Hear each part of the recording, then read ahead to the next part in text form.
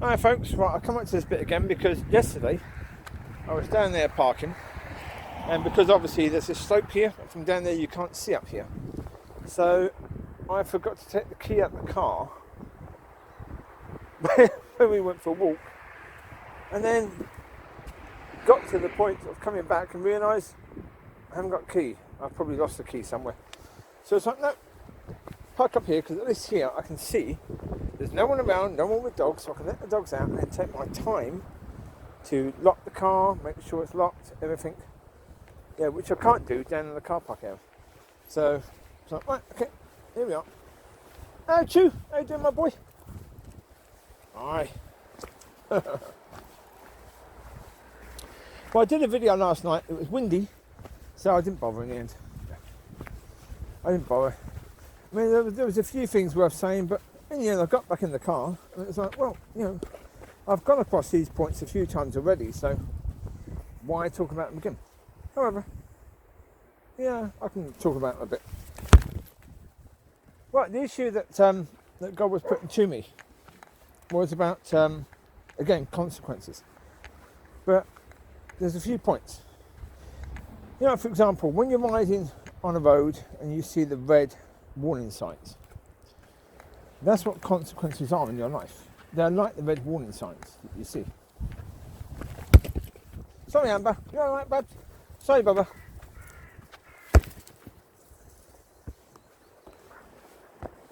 Good one, Riley. I don't know whether the cyclist was going to come this way or not. No idea. Here you go, Mollie. Yeah, you get warning signs. You get do not enter. And these are warning signs talking about the fact that if you continue down this path, you are going to face problems. That's what consequences are. They are the same as those signs are. They're warning signs. Yeah. You get these situations where, as I say, life, everyone gets consequences. Everybody gets consequences. As I said, you have this spiritual process that happens all over. You can't not be part of it. You sow, you reap. That's the consequence. You sow, you reap. So, just because you don't see consequences coming right now, it doesn't mean they won't be.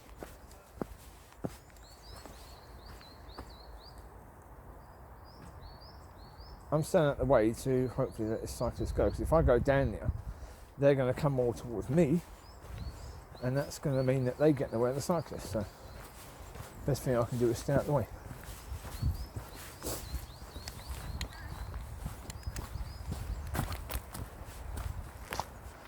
Well, as I say, you look at everyone's life, anybody's life. Eventually, you see the consequences of their actions come up, and what's going to happen is that, like these warning signs, you have a situation where the consequences get worse and worse and worse and worse and worse.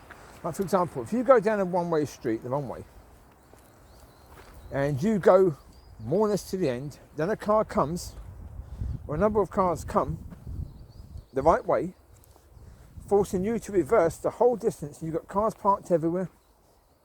You've now got a much harder job to do than you would have done had you have realised as soon as you enter the road, right, I've got to get myself out of here. I've come the wrong way. The further down that road you go, the more difficult it's going to be to correct. Yes? That's the reality. And it is with consequences. If you get consequences early, you know, after sowing the sin or the seed, you get consequences nice and early. But that then means that they won't be that hard, because what they're sent to do is to help you to realise that continuing in that behaviour is bad. And it's bad for you, right? But the thing of it is that the more you've done it, the more you've thought that actually that's okay. Get away, Micky. Quiet. Lucy, get away. Micky, leave it. Get money. Right, Bubs. Get it, Bubba. Did you fall over? You okay? Mollie, okay? You're covered in all that stuff, ain't you? Hey? You fell over? Was that a good one, Mollie? Bit of rough and tumble.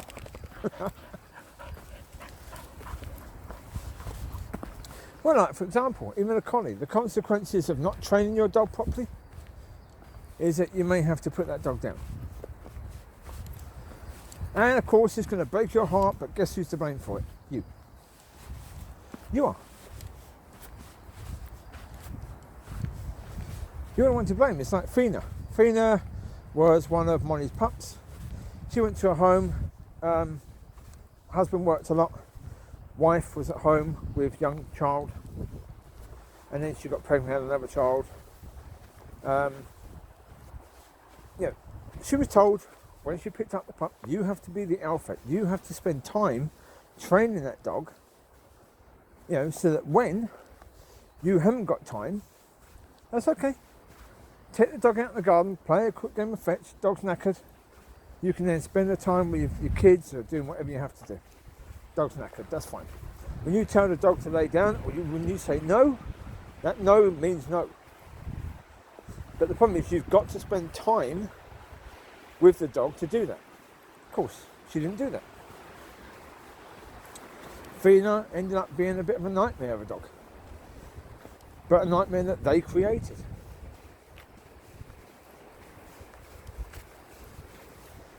That's the reality. It was a nightmare that they created. The consequences of her lack of bothering with the dog is that they lost the dog. They had to put the dog down. That's down to them. And they're going to face the consequences of that, at some point, whether they have already. Because of course, it may have been quite emotional for them and the kids. The kids are going to grow up realising that mum and dad were pretty crap at actually raising that dog. It was their fault. If they raise their kids anywhere near the way they raise that dog, their kids are going to get into a lot of trouble in life. Aren't they? That's the reality. These things do happen.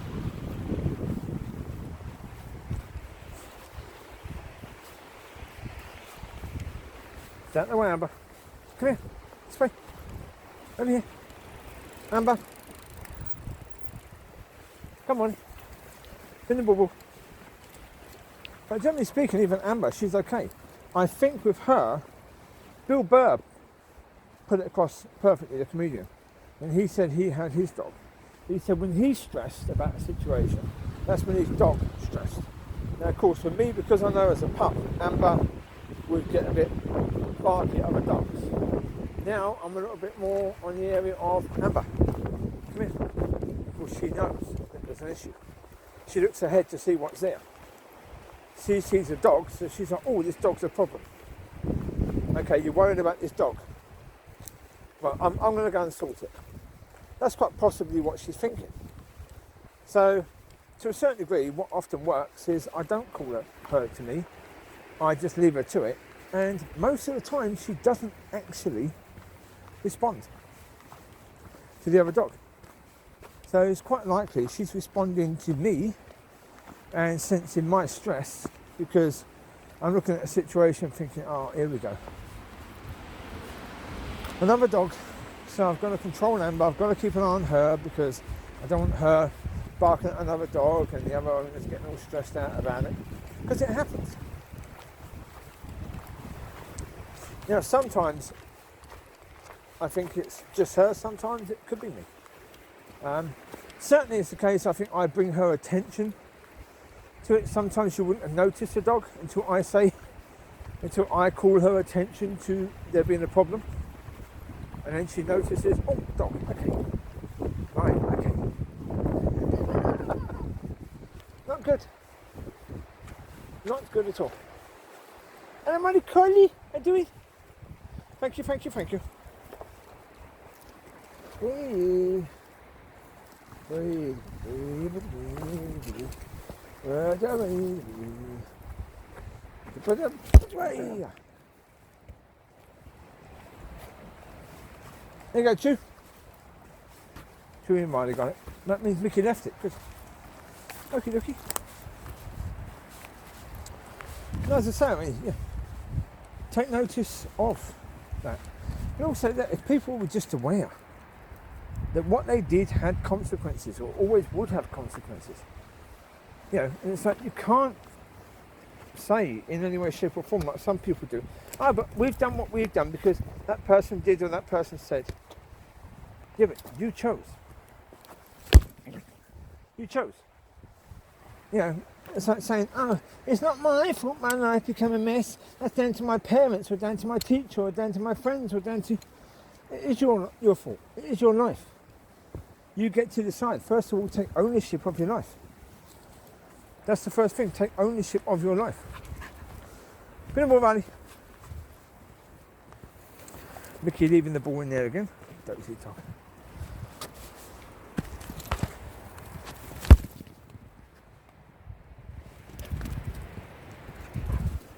I mean, Micky was out the way, I think. I don't know where he is, but he was over here somewhere. So there he is down there. Can you see the Micky? Lying down. Here he is. Here he is.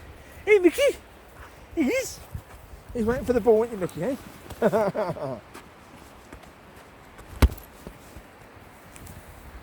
Right here. Hurry up, Mollie. Thanks, off. Hey, Quilly. Hey, Quilly. Get out of the way, Lucy. That's it. You're in the way, Lucy. Was you in the way, Bubba? You was. That big fat Lucy Lou.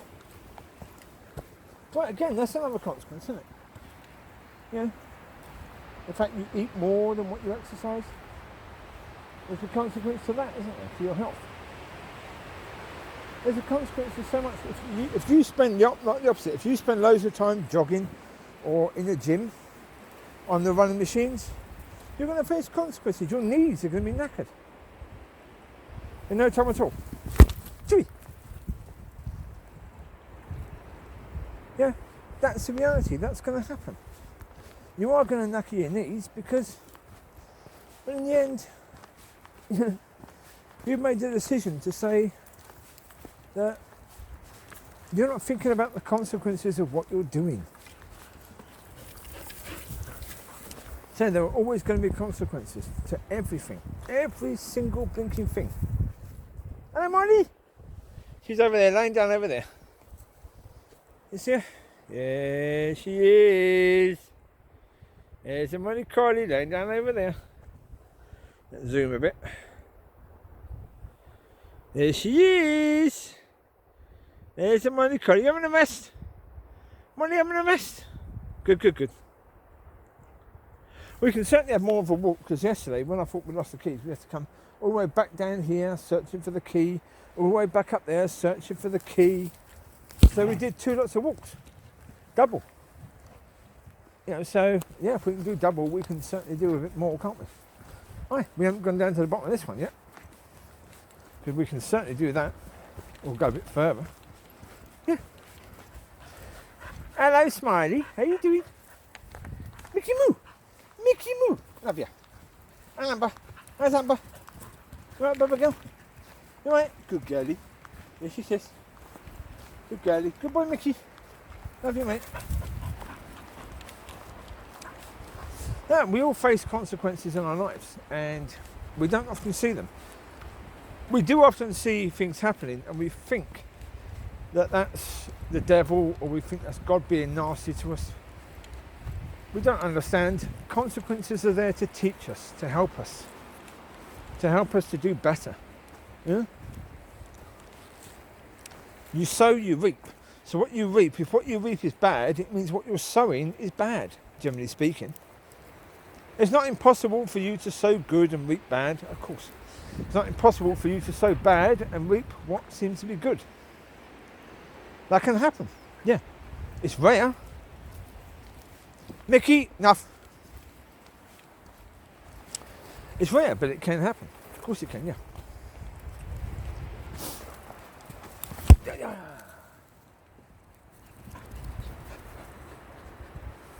Yeah.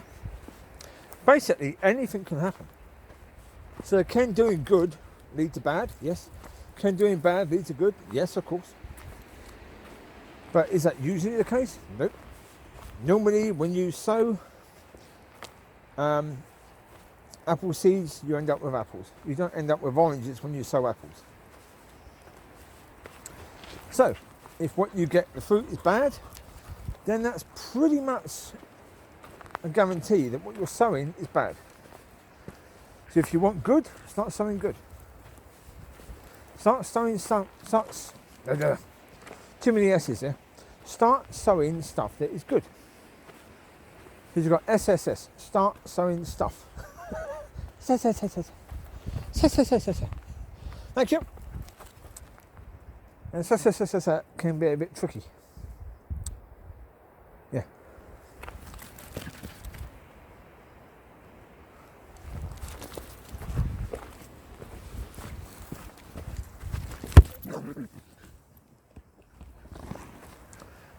Oh, Mickey still got it. Mickey, moo. I sent you out the way, you still got it. How rude. Any consider it was that, eh?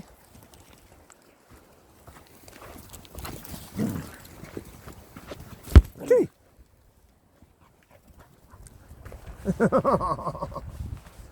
Mickey still wanted it, but Chewie said nope. So I'm making Mickey run a bit further, aren't I, really? I'll tell you, he is so good now, Mickey. He is so good now. In the sense of, he's learned consequences. He's learned, if he tries to get a drink at the same time as the other dogs are getting a drink, that often leads into a fight.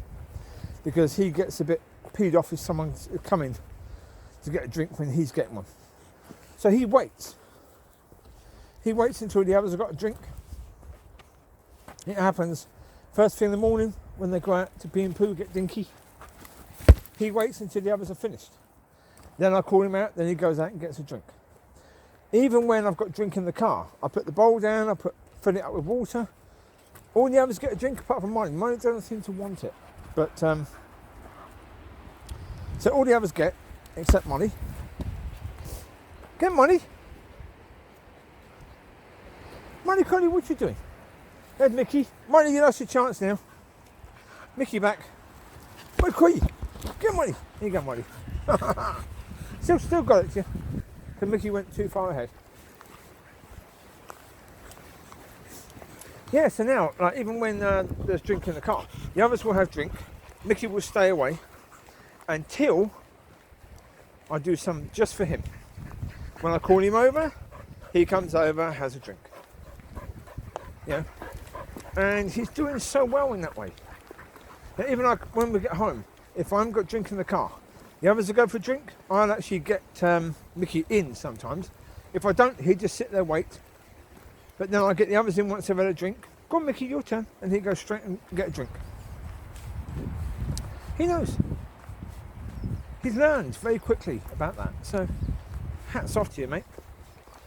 You're doing very good, Mickey Moo, aren't you? You're doing good. You're doing good, my boy. Yes, Mickey doing good. Well done, Mickey Moo. He is doing brilliantly well. He really, really is. He's now part of the family.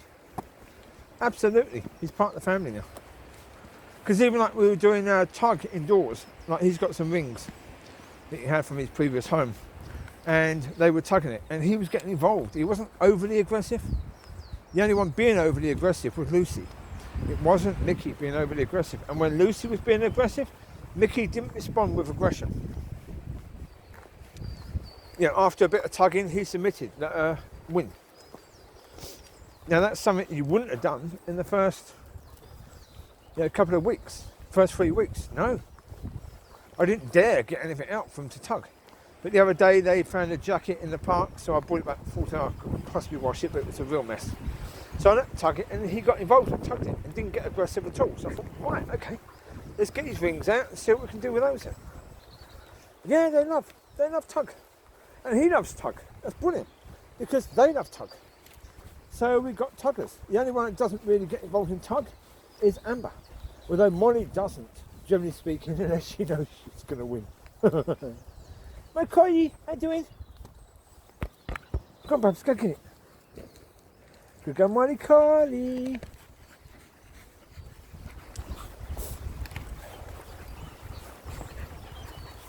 I say, I mean, even Mickey's previous owners, the consequences there is, they didn't really bother to train him. Not really. So when there started being problems, There wasn't easy ways to fix it. So he had to be rehomed. Now that was tough for them. They'd had him for nearly 3 years. He was part of their family. He was like their baby before they had a baby. Yeah.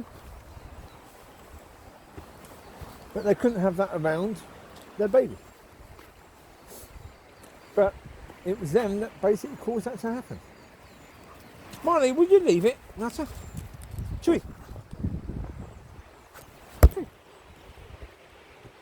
There you go, Mr. Chew. There you go, Mr. Chew. Give Chewie a go. Oh yes, give Chewie a go.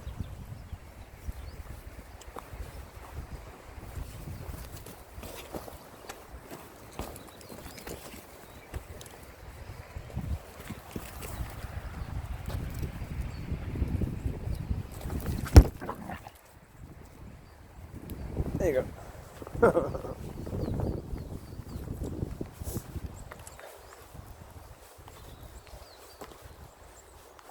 Yeah, it's like, for example, for me, I make sure that with the pups, when they do poo, well done, oh, it's a good girl, all that sort of stuff. In babies, start doing that with them. Then, when they get to about 6-7 weeks old, which is soon, instead of waiting for them to do their pee and poo, I tell them, pee and poo, do you pee and poo? Then when they do, oh, it's a good girl, well done. So that when they go to a new home, yeah, the new owners can get them to do that or tell them to do that, and then they do it, and then they have a much easier life. Everyone does. So it's a much happier family when they go to a new place, rather than the people they go to. Yeah, doggy is pooing everywhere and won't pee and poo outside, and when we take it for walks, it struggles. It doesn't walk with us. So I take him for walks. I just use the words this way. When I say this way, they come. Same as the old ones. This way means when we're changing direction, we're going this way now. They all know that. The little babies get taught that as well. Right. Consequences. You sow good seeds. That's good seeds that you sow that, hopefully will benefit the pup. That's the thing. You want the pup to benefit from that. This wood seems to be going on for a lot further, but at some point we've got to turn back. There's another path down there apparently. Horse riding over there. Okay, we're not going to go anywhere near them then. Come on this way. Come this way. Come on. Test the theory. Yep, say this way, and yeah, they come. But because I've got horse riding, I want to try and get ahead of that.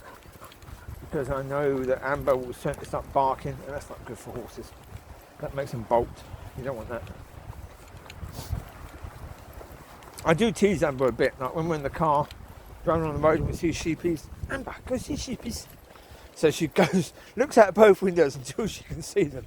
Then she starts barking at sheepies or cows, whatever's at the other side. But when I say go see, then she looks out one window. No, they're not there. Looks at the other. Oh, there they are. So, yeah. So she's a good girl, but yeah. She could be a little less barky. Get the ball in. In the ball, my boy.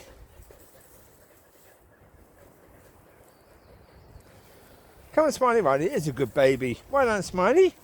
Clever boy. Hey, Micky.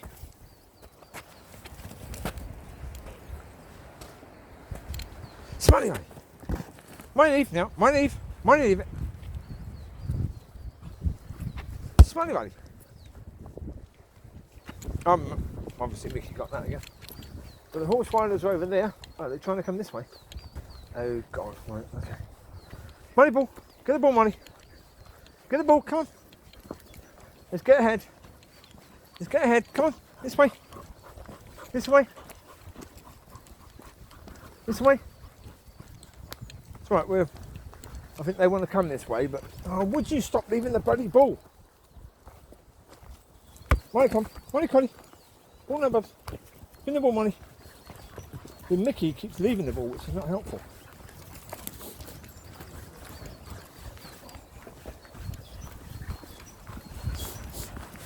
Here's good girl, Mollie Collie. Mollie Collie, bring the ball, isn't she, bud? See, there you go, consequence, right? They started coming this way with the horses, they saw the dogs, so they changed direction. Now, I could have stayed where I was, out the way, but I didn't know whether they were going to go where I was or come this way. So I figured, right, let's just get my dogs out the way. Now, maybe that was the wrong idea. Maybe it was the right idea. I don't know. But you do something, and what you do has consequences. Always happens. It's always going to be the way. Yeah. Always going to be the way. Well, like, for example, another consequence I'll share with you. The people that bought the property that I'm in, the Laird properties, the ones who bought them, they didn't come around and see the property, I don't think. I don't think they viewed it. Not before they bought it. And so, problem with that is they've got a property that floods on a regular basis if there's no tarp up there to stop the water from just coming down.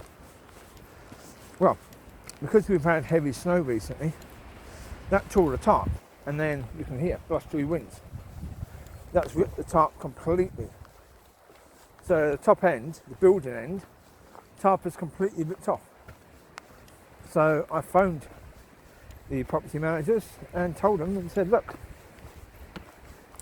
yeah, the reality is that's going to need to be sorted. If you choose to put up a new tarp, great. If you don't, then okay, but I can't do anything now. Yeah, I could do it in the past, but I can't do it now.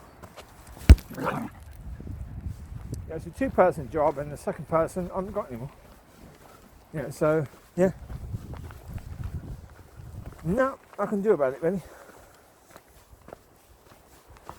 Bring the money. Come on. Micky always just leaves the ball over there, which is not the most useful position to go. Now we know where I am. Good one, there you go. There you go. Look at Micky just laying down there. He's good. I say he's got those tendencies of sheepdog as well. And that's brilliant, the way he comes around and just zoom, lays down, stays there until it's his turn. And then, of course, he's Chewie's boy.